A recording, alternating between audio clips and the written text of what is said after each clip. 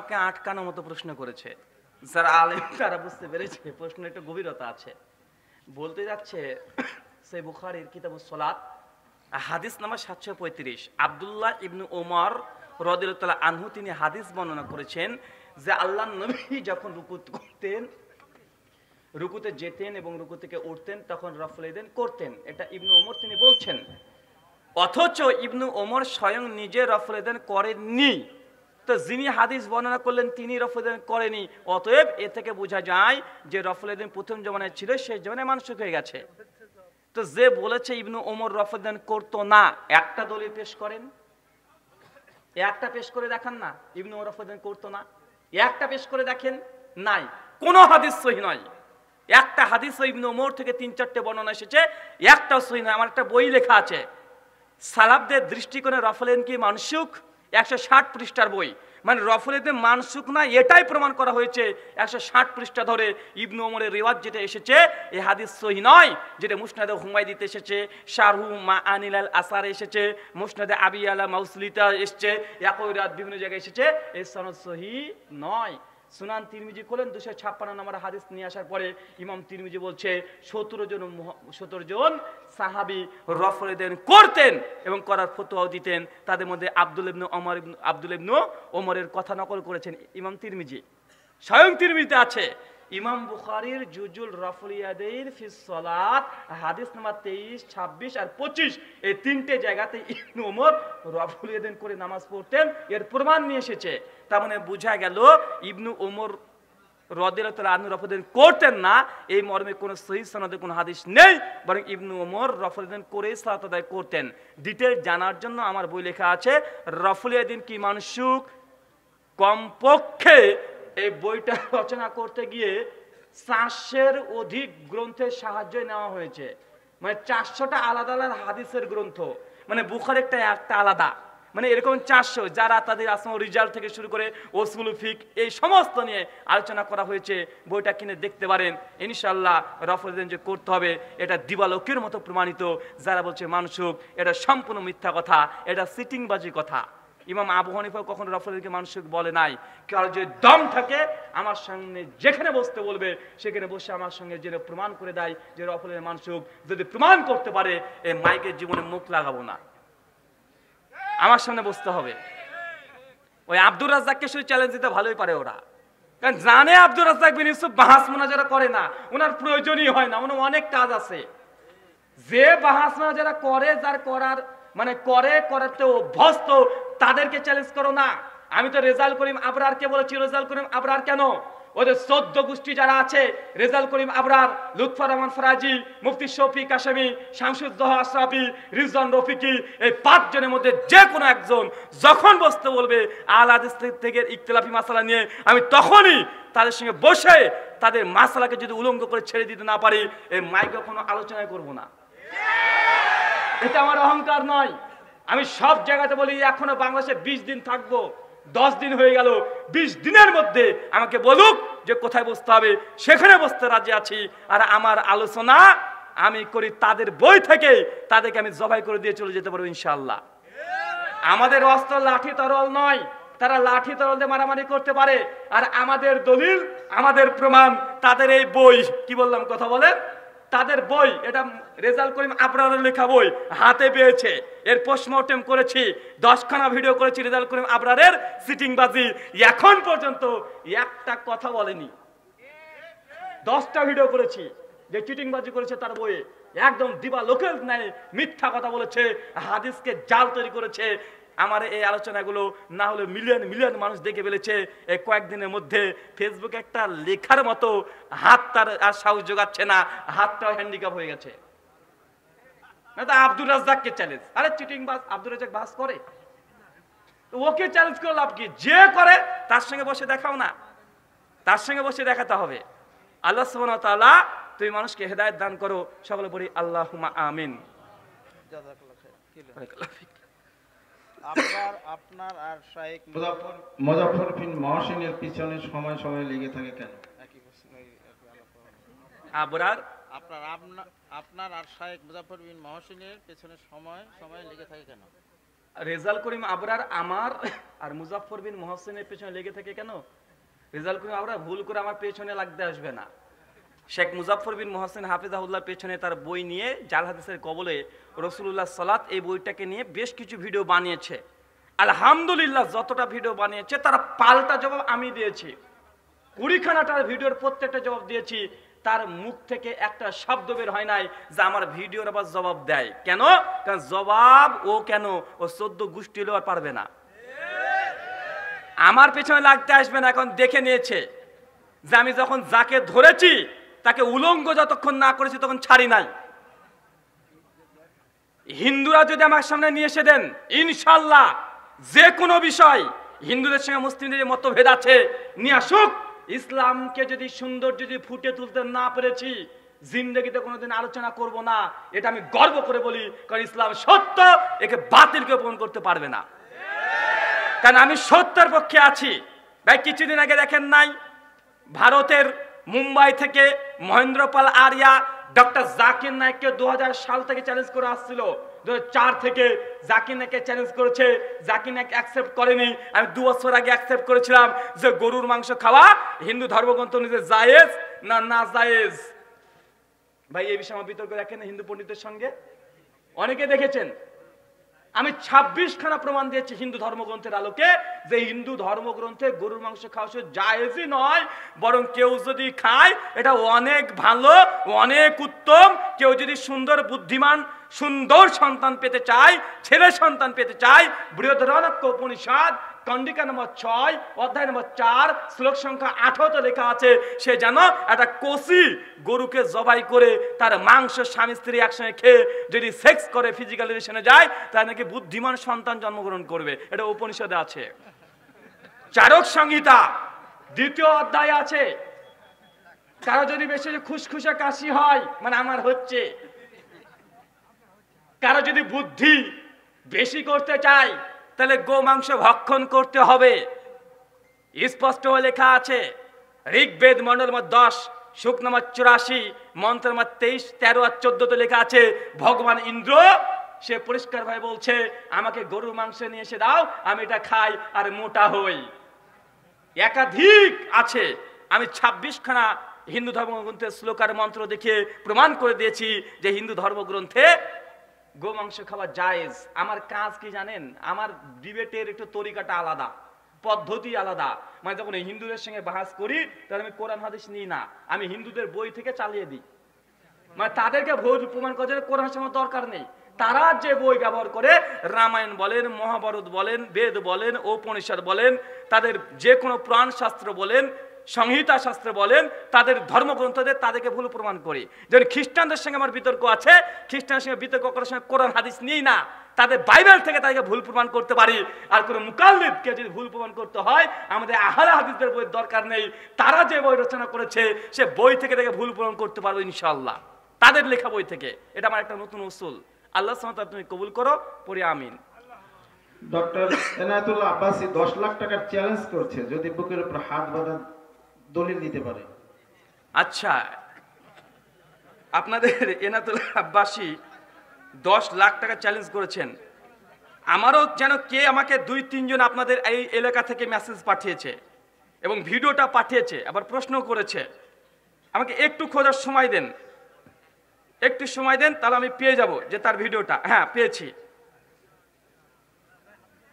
একটা ভিডিও আছে এনায়েতুল্লাহ আব্বাসীর, মিডিয়া ভাই স্ট্যান্ড আপ। জি জি জি জি জি, এই তো আছে, দাঁড়ান। কিন্তু সাউন্ড এত কম কেন রে বাবা? কি যে বুঝতে পারবেন কি না। এনায়েতুল্লাহ আব্বাসী সাহেব, আহ কি সুন্দর দেখতে। কি শেষ হয়ে গেল? এই আব্দুর রাজ্জাক চলে আসে কেন? আব্দুর রাজ্জাক চলে আসছে, আপনি একটু পরে আসেন স্যার।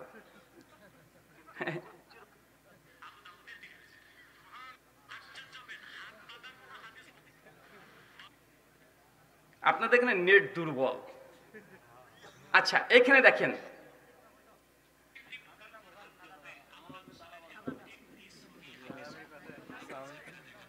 কোথায় রে বাবা?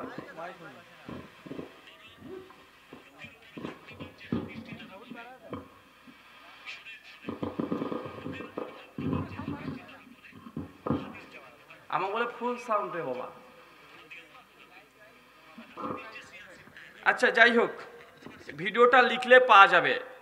এনাতুল আব্বাসী সাহেব তিনি বলতে চাচ্ছেন যে বুকের উপরে হাত বাঁধতে হবে, এটা সিয়াসাত্তার কোন হাদিসের গ্রন্থে কেউ যদি দেখাতে পারে তাহলে 10,000 টাকা মিষ্টি খেতে দেবে। না, আমি 10,000 টাকা শুনেছি, যে 10 লাখ টাকা হয় তাহলে ভুল শুনেছি আমি, তাহলে 10,000 টাকা শুনেছি আমি। উনি বলছেন সিয়াসাত্তার কিতাবের মধ্যে যদি কেউ দেখাতে পারে আল্লাহ নবী বুকের উপরে হাত বেঁধেছে, তাহলে 10,000 টাকা, ছোটটাই ধরি, বড় দিলে দেবে, 10,000 টাকা মিষ্টি খেতে দেবে। আমি বলছি যে সিয়াসাত্তার হাদিসের কিতাবের মধ্যে বুকের উপরে হাত বাঁধা হাদিস যদি দেখাতে পারি 10,000 টাকা দিবে। আর যদি দেয়, যদি না দেয়, আমি যদি দেখাতে পারি আর আব্বাসী সাহেব যদি না দেয়, তাহলে সে তাকে চিটিংবাজ বলা যাবে কি যাবে না? কথা বলেন। আর সে যে চিটিংবাজ প্রমাণ করে দেব। সুনান আবু দাউদ হাদিস নাম্বার 759, ওয়াইল বিন তাউসের সূত্রে হাদিস বর্ণনা। তিনি বলছেন আমি নবীকে সাল্লাল্লাহু আলাইহি ওয়াসাল্লামকে দেখেছি, তিনি বাম হাতকে ডান হাতের উপরে রেখে আলা সাদরিহি, বুকের উপরে রেখেছেন।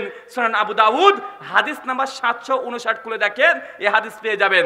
10,000 টাকা যদি, ভাই আপনার মোবাইল নাম্বার বলেন, বিকাশ নাম্বার বলেন, বিকাশ নাম্বার বলেন তাড়াতাড়ি। 01749, তারপরে বলেন বিকাশ নাম্বার বলেন। আবার ইয়ে করতে পারছেন। এই আচ্ছা মিডিয়াওয়ালা এই আবহাওয়াসী ভাইয়ের বিকাশ নাম্বারটা নিয়ে নিবে, নিয়ে স্টেনে দিয়ে দিবে, কারণ ও বলেছে 10,000 টাকা মিষ্টি খেতে দেবে যদি কিতাবে সিত্তার মধ্যে দেখাতে পারি। আমি সুনান আবু দাউদের রিওয়ায়াত দেখিয়েছি 759 নম্বর হাদিস, বুকের উপরে হাত বাঁধার। এই হাদিসটা মুরসাল, তবে সনদ সহিহ, স্পষ্ট। 10,000 টাকা না দিলে বেটা কিয়ামতের মাঠে আদায় করে নেব, কিয়ামতের মাঠে আদায় করে নেব। কারণ তুমি বড় বড় চ্যালেঞ্জ করতে পারবে, আর তার ভিডিওটা যদি সাউন্ডটা হতো, ওই ভিডিওর মধ্যে 4টা মিথ্যাচার করেছে। ভিডিওটা যদি আমি চালাতে পারতাম, সাউন্ড একটু বেশি হতো, তাহলে আমি ওটাকে আপনাদেরকে দেখাতে পারতাম। আমি আরেকবার দেখি ভিডিওটা সাউন্ড আসছে কিনা। আমি মোবাইলটা রিস্টার্ট করে দিয়েছি এর মধ্যেই। না, সাউন্ড এরকমই, সাউন্ডটা এরকমই রে বাবা। দেখি দেখি আপনাদের এখানে সাউন্ডের ব্যবস্থা করবেন ইনশাল্লাহ। সামনে বছর আমার নিয়ে আসে বাংলাদেশে আসো প্রজেক্টর নিয়ে, একদম সরাসরি প্রজেক্টর রাখবো, ল্যাপটপ সামনে থাকবে, খুলে খুলে দেখাবো। মানে এই সাউন্ড সিস্টেম সেভ আপনারা তৈরি করে নেবেন আগে থেকে। ফেব্রুয়ারিতে ইনশাল্লাহ আসবো, আমার সঙ্গে ল্যাপটপ থাকবে ইনশাল্লাহ এবং প্রজেক্টর থাকবে, দুটোই থাকবে। সব জায়গাতে ভিডিও চালিয়ে চালিয়ে পোস্টমর্টম করা হবে একদম রীতিমতো ইনশাল্লাহ। এবার প্রজেক্টর কিনেও ফেলেছিলাম, সাউন্ড সিস্টেম ঠিক না হওয়ার জন্য নিয়ে আসতে পারিনি। সামনে বছর ইনশাআল্লাহ, সামনেই ফেব্রুয়ারিতে ইনশাআল্লাহ আবার আসবো, সেই সময় প্রজেক্ট এদের কতগুলো ভণ্ডামি আছে একটা একটা করে দেখানো যাবে। দেখি আরেকবার সাউন্ডটা আসছে কিনা। আসছে না, এটা দুর্ভাগ্য আর আমাদের আব্বাসী সাহেবের সৌভাগ্য। দেখি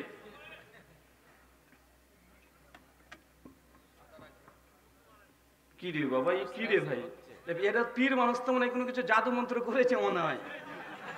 জাদু টাদু করে তোকে চালাতেই দেবো না, তাবিজ ফাবিজ করলো কিনা।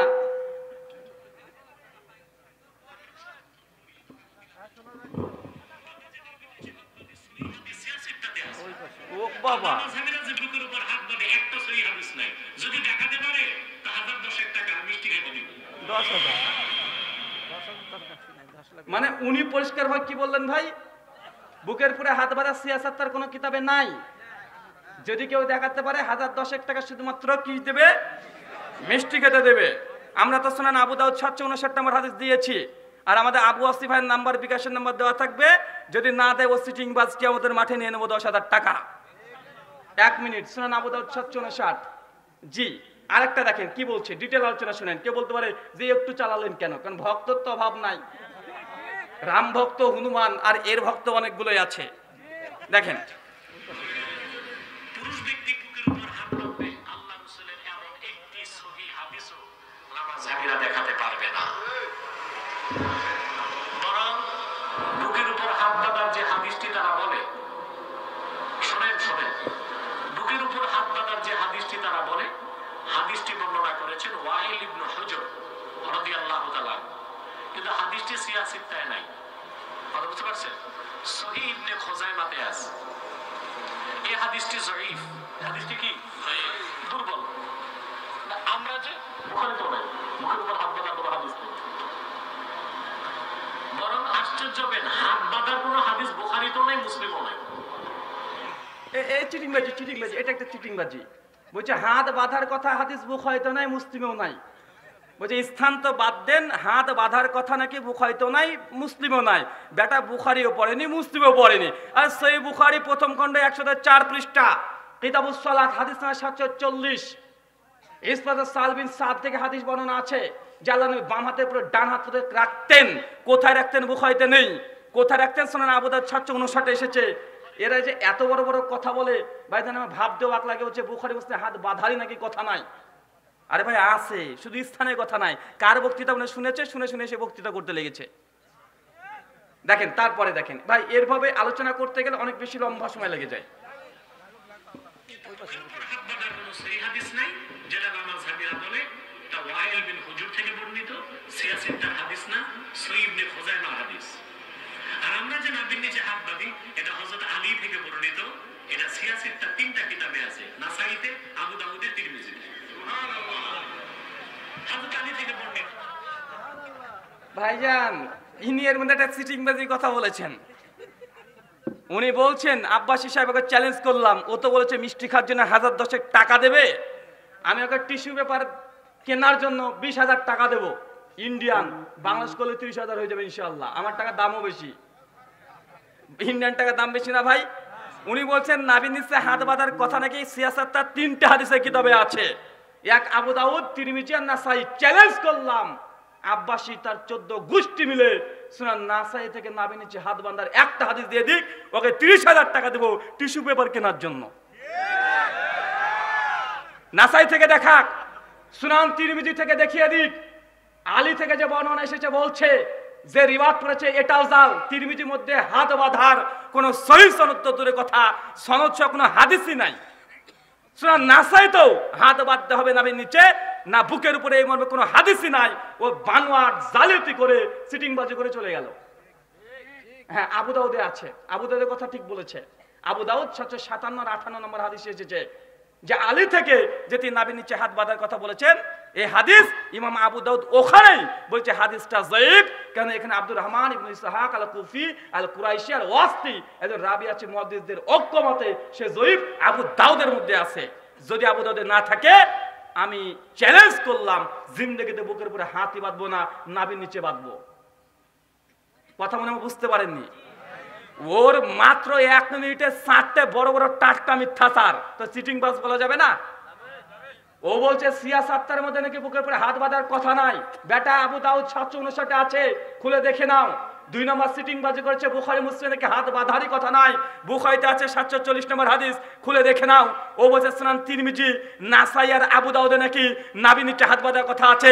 চ্যালেঞ্জ করেছি তিরমিজির মধ্যে আর নাসাইয়ের মধ্যে নাবির নিচে হাত বাঁধার একটা রেওয়াত দেখাতে, যদি পারে জিন্দেগিতে বুকের উপরে হাত বাঁধবো না, নাবির নিচে হাত বাঁধবো। হ্যাঁ, সুনান তিরমিজি, ইমাম তিরমিজির কমেন্টারি কল জেনে পড়ে শুনে দেয় না। দেখেন ইমাম তিরমিজি ওখানে একটা কল নিয়ে এসেছে যে কিছু কিছু সাহাবীরা নাবির নিচে হাত বাঁধেন, কিছু উপরে, কিন্তু ওখানে সনদও নাই, মতনও নাই। ইমাম তিরমিজি ইতিহাস বর্ণনা করছে সিটিংবাজি করে ওই দলিল যেন তিরমিজি থেকে না দেয়। এটা খেয়াল রাখবেন। আল্লাহ সুবহানাহু ওয়া তাআলা কথাগুলো বোঝার তৌফিক দান করো, পড়ি আমিন। জাযাকাল্লাহু খাইরান। অনেক বিদাতি হুজুর ডাক্তার জাকির নায়েককে কেন ইহুদি খ্রিস্টানের দালাল বলে? ডক্টর জাকির নায়েক মিলাদ বন্ধ করে দিয়ে টাকা নেওয়া বন্ধ করেছে হুজুরের, এই জন্য, আর কোনো রাগ নাই। জাকির নায়েক যদি কালকে আবার বলে দেয় মিলাদুন নবী জায়েজ, শবে বরাতের হালুয়া রুটি খাওয়া জায়েজ, তাবিজ বিক্রি করা জায়েজ, লোকের বউকে পালিয়ে যাওয়ার জন্য তাবিজ তৈরি করে তদবির করে দিবেন, এটাও জায়েজ। জাকির নায়েকের পা ধুয়ে চুমু খাবে কালকে মুকাল্লিদ গুলো। জাকির নায়েকের বিরুদ্ধে তাদের কোনো রাগ নেই, একটাই রাগ, জাকির নায়েক হুজুরদের ব্যবসাকে তো ডকে তুলে দিয়েছে, আজ হুজুরদেরকে পড়তে বাধ্য করে দিয়েছে। কারণ ডাক্তার জাকির নায়েক যখন কোনো বক্তৃতা দেয়, এত নম্বর অধ্যায়, এত নম্বর হাদিস, কোরআনের এত নম্বর সূরা, এত নম্বর আয়াত, যখন অন্য হুজুর এসে কেসা কাহিনী বলে, বুঝে কোথায় হাদিস নাম্বার বলেন, বেচারা পড়ে গেছে বিপদে।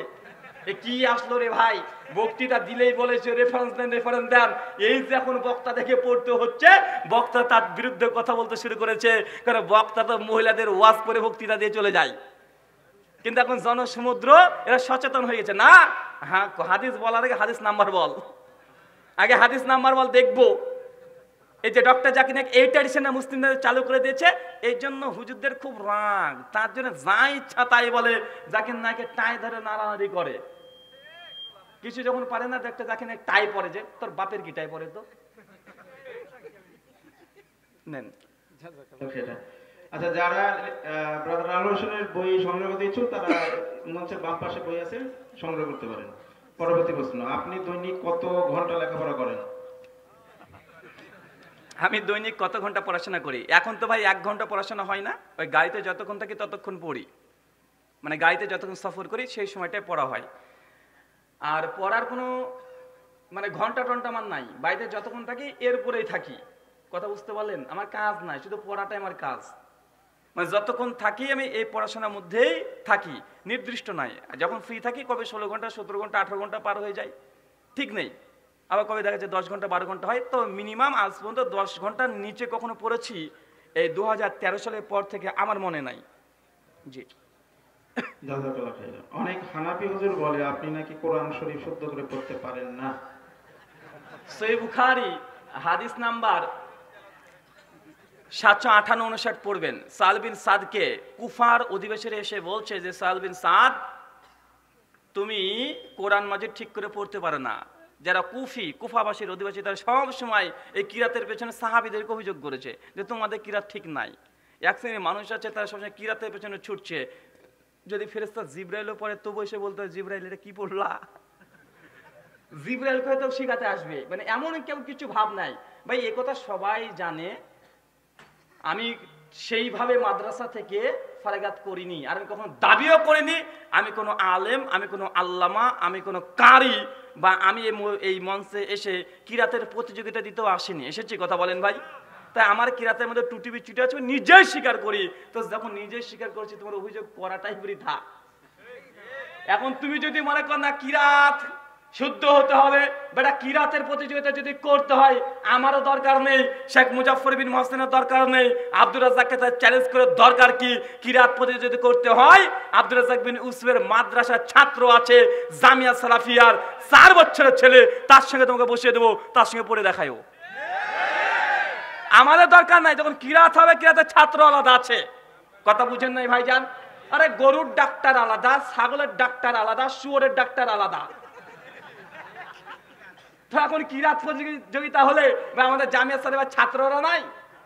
আব্দুর রাজ্জাককে চ্যালেঞ্জ করো কেন? সেই সময় যখন যেটা স্পেশালিস্ট সে যাবে সে করতে, সার্জন করা মানে যখন পোস্টমর্টমের দরকার আছে আমার সামনে বসিয়ে দাও, পোস্টমর্টম করে ছেড়ে দেবো ইনশাআল্লাহ।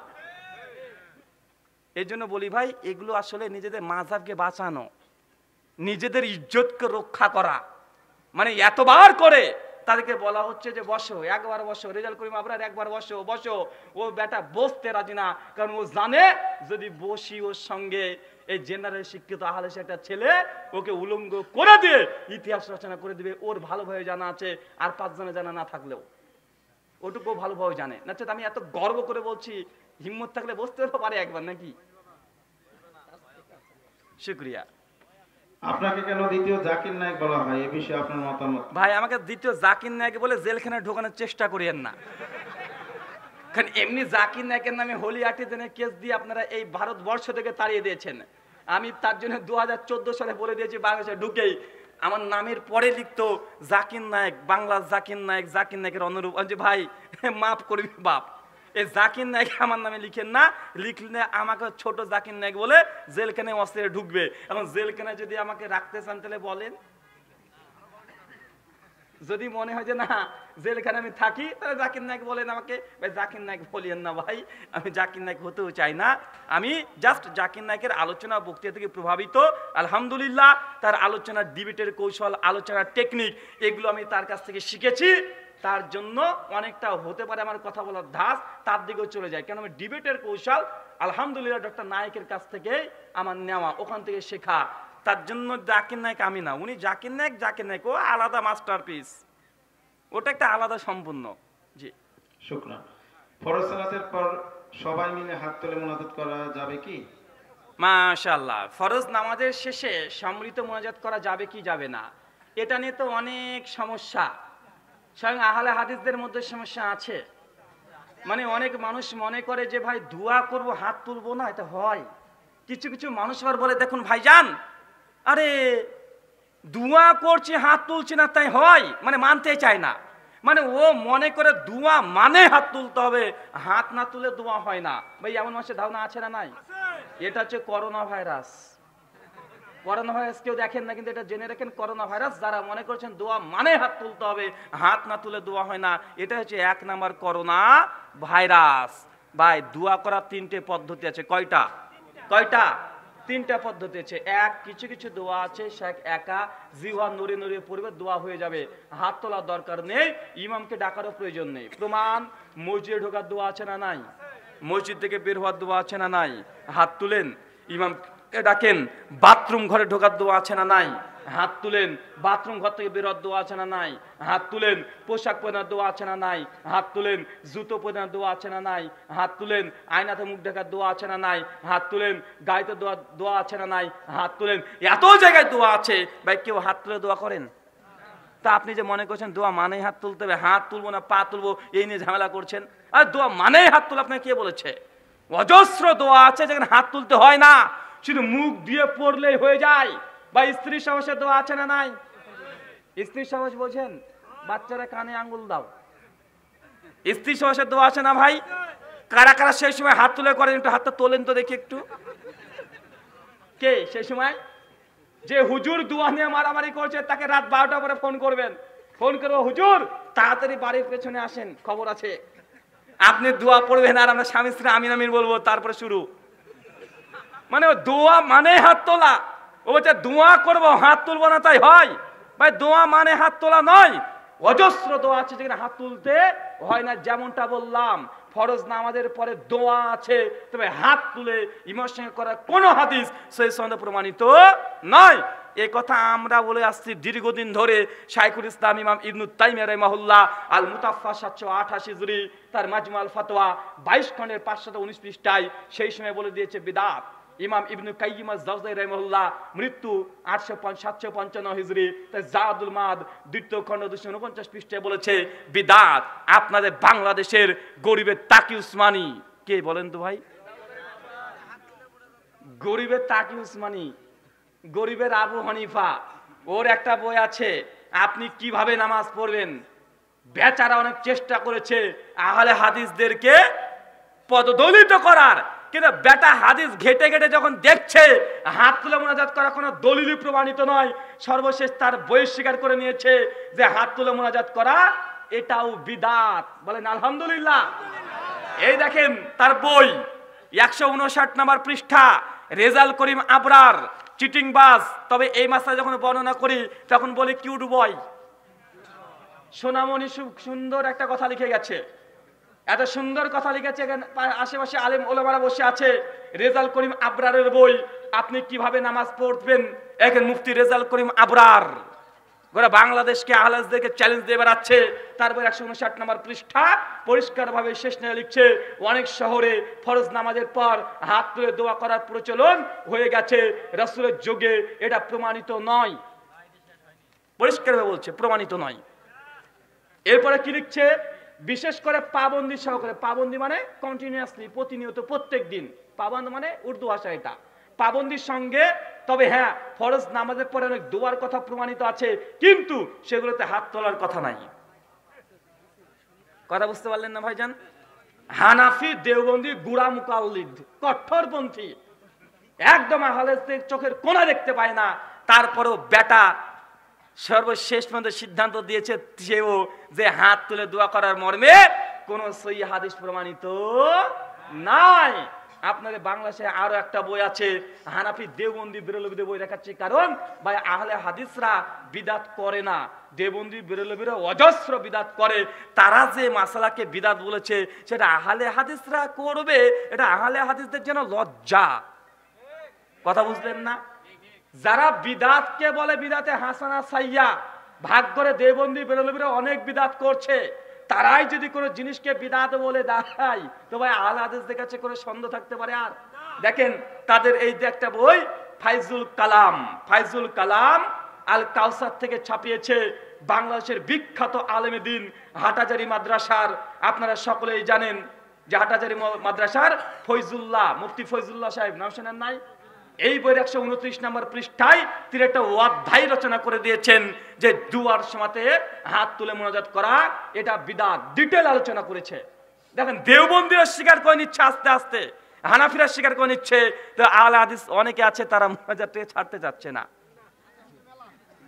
কিন্তু দেখেন দেওবন্দিরা আস্তে আস্তে যখন বাধ্য হচ্ছে, আহলে হাদিসের সঙ্গে পারছে না, দলিলে পারছেন, তখন নিজেদের বই লিখে দিচ্ছে। রেজাল করিম আবরারের মতো এত বড় কঠোরপন্থা দেওবন্দি আহলে হাদিস বিদ্বেষী, তার বইও লিখছে যে সমৃদ্ধ মর্যাদার কোনো দলিল প্রমাণ আল্লাহ রাসূলের যুগে ছিল না। আল্লাহ তুমি কথাগুলো বোঝার তৌফিক দান করো, আল্লাহুম্মা আমিন। যারা বই নিতে চান এবার আস্তে আস্তে নিতে পারেন, আমাদের সময় শেষের মুহূর্তে, কিন্তু কেউ মাছ থেকে উঠবেন না, উঠলে আমরা উঠে পড়বো। হানাফির অভিমত যে বিশ্বনবী সাল্লাল্লাহু আলাইহি ওয়াসাল্লাম বৃদ্ধ অবস্থায় খুতবা দিয়েছেন লাঠি দিয়ে, এটার সত্যতা কি? ইমাম মানে হানাফি ভাইরা বলেন আল্লাহর নবী বৃদ্ধ অবস্থাতে হাতে লাঠি নিয়ে খুতবা দিয়েছে, এই ব্যাপারে কি বলবেন? সুনান আবু দাউদ 1049 নম্বর হাদিস।